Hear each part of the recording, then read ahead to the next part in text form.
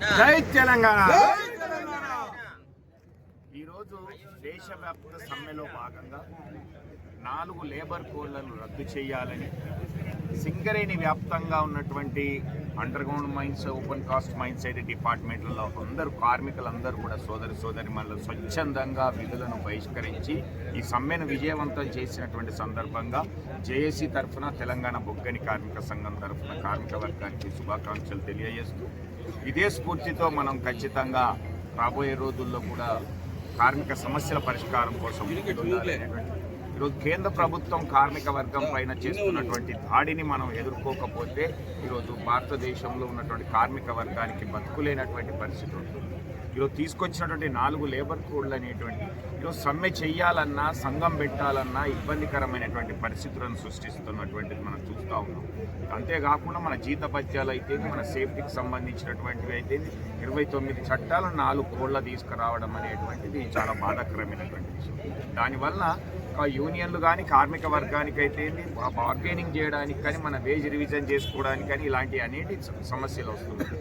దీనికి తోడుగా ఈరోజు సింగరేణికి సంబంధించినటువంటి ఇష్యూ చూసినట్లయితే మనకు మైన్స్ అనేది అలొకేషన్ లేకపోవడం వలన ఈరోజు ఎంఎండిఆర్ యాక్ట్ వలన యాక్షన్లోనే పాల్గొనాలనేటువంటి దాంట్లో ఇబ్బందిగా ఉన్నటువంటి ఆ క్లాసును కూడా వెతివేసేయాలి. ప్రతి ఒక్క మైన్ ఏదైతే ఈ గోదావరి పరివాహక ప్రాంతంలో ఉన్నదో అవన్నీ కూడా సింగరేణికి ఇచ్చేటట్టుగా కేటాయించాలనేటువంటి ప్రధాన డిమాండ్. ఈ ప్రైవేటీకరణ అయితే, బాకీలను వసూలు చేసుకోవడం అయితే, ఇవన్నీ ప్రధానమైనటువంటి డిమాండ్లతో ఈరోజు జేఏసీగా ఏర్పడినటువంటి సంఘాలన్నీ కూడా సింగరేణిలో సమ్మెకు మద్దతు ఇవ్వడం అయితే, దానికి పిలుపునియడం, దాంట్లో స్వచ్ఛందంగా పాల్గొన్నటువంటి కార్మిక వర్గానికి జై తెలియజేస్తాను. జై తెలంగాణ.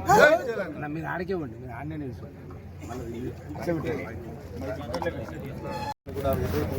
పెద్ద ఎత్తున కూడా ఆందోళన చెప్పడం జరిగింది. కేంద్ర ప్రభుత్వం వెనక్కి తగినటువంటి పరిస్థితి. ఇప్పుడు కూడా మళ్ళీ కార్మికులంతా కూడా రోడ్లు ఎక్కేటువంటి పరిస్థితి నెలకొన్న నేపథ్యంలో ఎట్లా చూడొచ్చు? కేంద్ర ప్రభుత్వం వెనక్కి తగ్గే అవకాశం ఉందా? ఖచ్చితంగా ప్రపంచవ్యాప్తంగా వస్తున్నటువంటి పరిణామాలను గమనిస్తే ఇవాళ ప్రపంచవ్యాప్తంగా కూడా పోరాటాలు జరుగుతున్నాయి. అక్కడ ఉన్నటువంటి అవినీతి ప్రభుత్వాలు గద్దె దిగుతా ఉన్నాయి.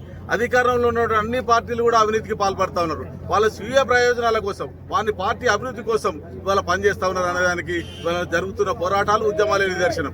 ఇవాళ రైతు చట్టాలు ఎవరి కోసం తెచ్చిండు? ఇవాళ అమెరికాకు అనుకూలంగా అమెరికా కంపెనీలను బాగు చేయడానికి వాళ్ళ రైతు చట్టాలు తెచ్చి దాని చట్టాలను మార్చి ఇవాళ మన దేశంలోని విత్తనాలను కూడా పునరుత్పత్తి లేకుండా చేసినటువంటి బీజేపీ ప్రభుత్వం పైన రైతులు 700 మంది ప్రాణత్యాగంతో దేశవ్యాప్తంగా ఉన్నటువంటి రైతులు ఢిల్లీని ముట్టడించి కొట్లాడారు. తద్వారా వాడు ఈ దేశానికి క్షమాపణ చెప్పి ఆ చట్టాలను వెనక్కి తీసుకున్నాడు. అదే స్ఫూర్తితోని, అదే లక్ష్యంతోని ఇవాళ శ్రీలంకలో, బంగ్లాదేశ్లో, మయన్మార్లో జరుగుతున్న పోరాట వెలుగుల్లో మనం ముందుకు నడిచి ఇవాళ ఈ 4 లేబర్ కోడ్స్ తీసుకొచ్చి మళ్ళా 18వ శతాబ్దంలో ఏదైతే భార్య ముఖం కూడా ఈ కార్మికుడు చూసుకోలేని పరిస్థితి తీసుకొచ్చిండో దానికి వ్యతిరేకంగా నిలబడి కొట్లాడాల్సిన అవసరం ఉన్నదని ఇవాళ జరుగుతున్న సమ్మె ద్వారా వాళ్ళ కార్మికులు నిరూపించారు. ఇప్పటికైనా కేంద్ర ప్రభుత్వాలు బుద్ధి తీసుకోవాలి. అట్లనే ఈ రాష్ట్రంలో ఉన్నటువంటి ప్రభుత్వాలు కూడా ఈ చట్టాలను అమలు చేయకుండా ఉండి ఇవాళ కార్మికుల పక్షాన్ని నిలబడమని గుర్తెరగాలని ఈ సందర్భంగా టీపీజేపీ పక్షాన్ని డిమాండ్ చేస్తా ఉన్నాం.